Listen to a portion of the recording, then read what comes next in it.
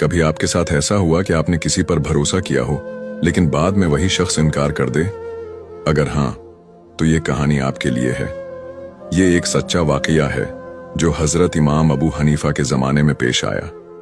एक शख्स इमाम अबू हनीफा के पास आया, चेहरे पर शदीद परेशानी थी। उसने कहा, मैंने एक आदमी के पास अपनी रकम अमानत रखी थी लेकिन अब वो साफ इनकार कर रहा है, मैं क्या करूं?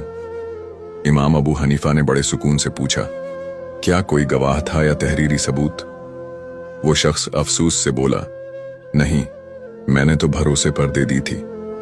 ये सुनकर इमाम अबू हनीफा ने फरमाया, फिर एक ही रास्ता है, रातों को उठकर तहज्जुद में दुआ करो और अल्लाह पर भरोसा रखो, वही तुम्हारा हक वापस दिला सकता है।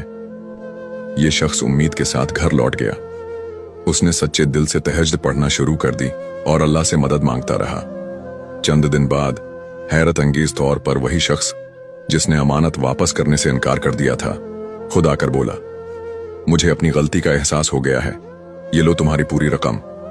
ये सब सुनकर इमाम अबू हनीफा मुस्कुरा दिए और कहा, देखा, जब इंसान अल्लाह पर सच्चे दिल से भरोसा करता है तो अल्लाह उसके हक में बेहतरीन फैसला करता है। तो दोस्तों, अगर आपके साथ कभी ऐसा हो तो घबराएं मत, अल्लाह से रजू करें और अपने मसाइल को हल करें।